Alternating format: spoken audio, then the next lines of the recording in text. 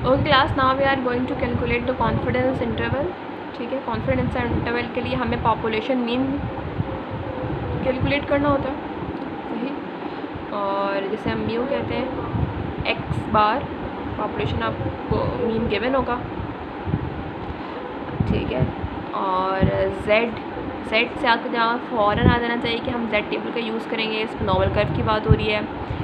Z, अच्छा, x बार plus minus Z के subscript में लिखा हुआ है अल्फ़ा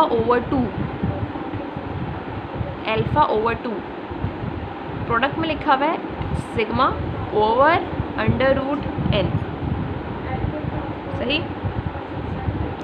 हम क्या करने जा रहे हैं, हम करने जा रहे हैं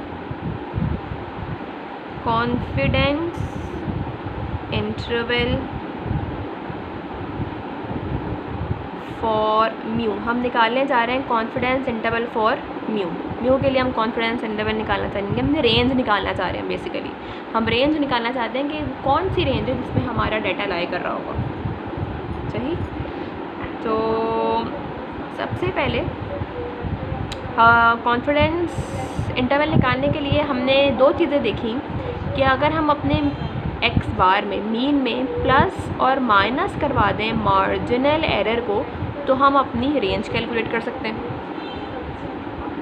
ऐसे ही ना, हमने लास्ट में देखा कि हमें मीन कितना गिवन था 22, और उस पर हमने मार्जिनल एरर ऐड किया 1.5 और सब्ट्रैक्ट किया 1.5, तो हमारे पास रेंज आ गई, सही है। तो वही कहलाता है कॉन्फिडेंस इंटरवल, उसी रेंज को हम क्या कहते हैं, कॉन्फिडेंस इंटरवल कहते हैं। तो ये इसके कैलकुलेट करने का फॉर्मूला है। अब द पॉइंट इज़ कि ये जो मार्जिनल एरर है, मार्जिन एरर जो है, ये कैसे कैलकुलेट करेंगे। इसके लिए हमारे पास ये फॉर्मूला है, सही। तो बेसिकली ये फॉर्मूला आपके पास किस चीज़ का है, बल्कि नहीं, इस फॉर्मूले में आप ये हटा रहे हैं, मैं I am writing my formula again. Marginal error आपके पास कैलकुलेट करने का फॉर्मूला है Z alpha over 2 sigma over under root N. This is a formula to calculate marginal error, सही। अभी सारी चीज़ें क्या हैं, अब आपको पता होनी चाहिए सारी चीज़ें क्या हैं। कुछ चीज़ें मैं बता दूंगी, कुछ चीज़ें आपको पहले से भी बताऊंगी। अच्छा, अब इसमें हम अल्फ़ा की बात करते हैं। सबसे पहले ये जो अल्फ़ा है, ये कहलाता है आपके पास सिग्निफिकेंस लेवल।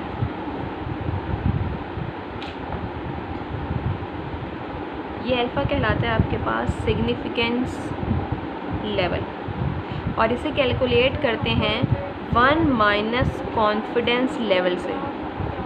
ये आपके पास कहलाता है कॉन्फिडेंस लेवल।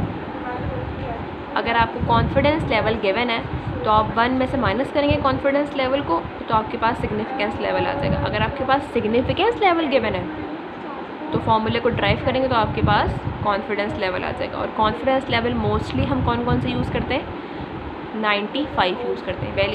वैल्यू हमारे पास डिफरेंट वैल्यूज़ होती हैं, लेकिन हम मोस्टली उसमें से यूज़ करते हैं 95, सही। जैसे कि अगर आपको कॉन्फिडेंस लेवल गिवन है 95%, तो आप अल्फ़ा कैसे कैलकुलेट कर सकते हैं।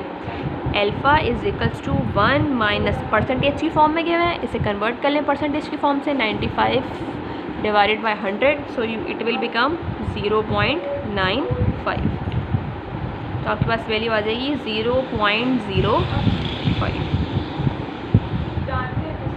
सही। This is the criteria to calculate significance level. अब सिग्निफिकेंस लेवल होता क्या है ये मैं आपको आगे बताती हूँ, ठीक है। अच्छा, ये जो पार्ट है, दिस पार्ट, ये पूरा पार्ट हमारे पास कहलाता है क्रिटिकल वैल्यू। इसे कहते हैं क्रिटिकल वैल्यू, सही। अब ये है क्या, इसको एक ग्राफ के थ्रू समझते हैं, ज़्यादा क्लियर हो जाएगा आपको। सपोज आपके पास ये नॉर्मल कर्व है, ठीक है, ये आपके पास नॉर्मल कर्व है। 95% कॉन्फिडेंस लेवल का मतलब ये है कि ये पूरा एरिया कितना है, 100% है। 100% में से आप 95% कॉन्फिडेंस की बात कर रहे हैं। इसका मतलब है कि इस पूरे एरिया में से मैं इतना एरिया 95% ले रही हूँ। एरिया की फॉर्म में बात करेंगे तो 0.95 कहलाएगा, परसेंटेज की फॉर्म में बात करेंगे तो 95% कहलाएगा। ये वो एरिया है जिसकी मैं रेंज निकालूंगी और मैं उस रेंज को कहूँगी कि 95% वैल्यूज़ इस रेंज के अंदर लाए करेंगी। 95% मीन इस रेंज के अंदर लाए करेंगे। सही हो क्लास? अच्छा, अब ये जो रिमेनिंग पार्ट है, ये जो पार्ट है आपके पास, ये रिमेनिंग पार्ट, ये जो आपके पास रिमेनिंग पार्ट है, ये पार्ट क्या है आपके पास? ये वो पार्ट है जिसे हम कह रहे हैं सिग्निफिकेंस लेवल। जो एक्स्ट्रा पार्ट आपके पास होता है वो कहलाता है सिग्निफिकेंस लेवल।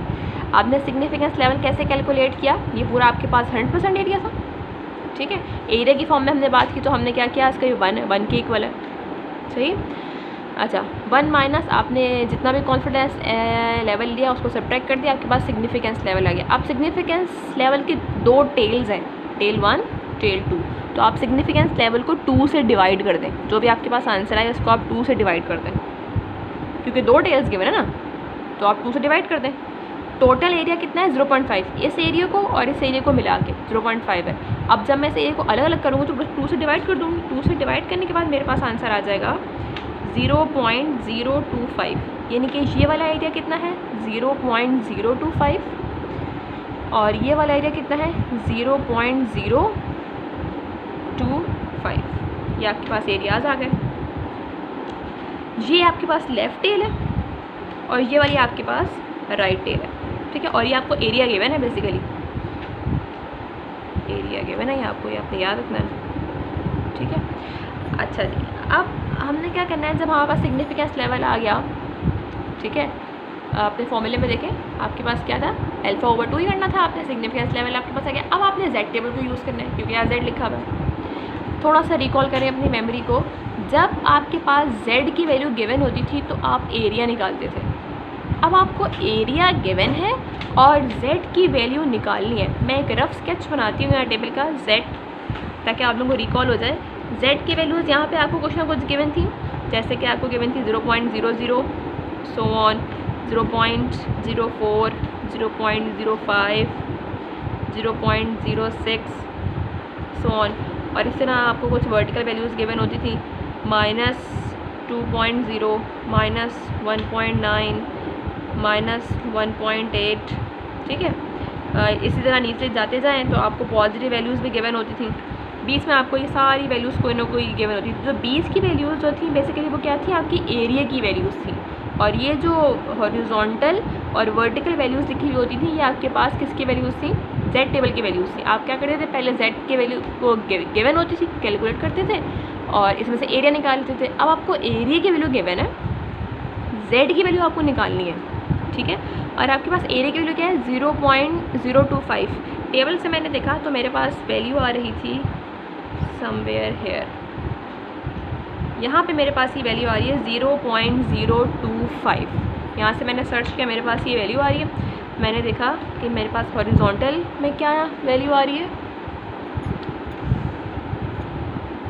मैंने देखा मेरे पास हॉरिजॉन्टल में क्या वैल्यू आ रही है, मैंने देखा मेरे पास वर्टिकल में क्या वैल्यू आ रही है, ठीक है क्लास।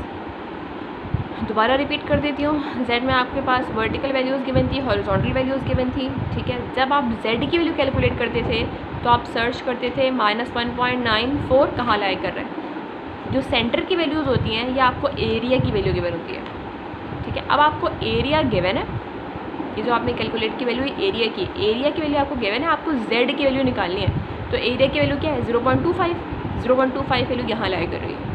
मैंने टेबल से देखा था, आप अपने टेबल्स में देख सकते हैं, नेट से सर्च कर लीजिएगा, आपको टेबल मिल जाएगा। वैल्यू क्या आई है? -1.96।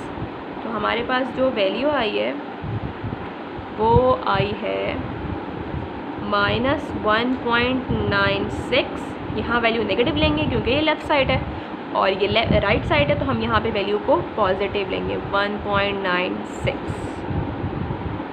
क्लियर हुई बात? ये नेगेटिव साइड थी, लेफ़्ट साइड थी तो वैल्यू नेगेटिव ली, ये राइट साइड है तो वैल्यू को पॉजिटिव लेंगे। यहाँ तक क्लियर हो गया? होपफुली कि ये चीज़ें आपको समझ आ गई होंगी कि सिग्निफिकेंस लेवल क्या होता है, ठीक है। और हम कॉन्फिडेंस लेवल किसको कह रहे हैं, और हम जेड टेबल में से अगर एरिया कैलकुलेट करेंगे तो एरिया अगर गिवन होगा तो जेड की वैल्यू कैसे कैलकुलेट करेंगे। ये सारी छोटी छोटी बातें हैं, ये सब आपको क्लियर होनी चाहिए।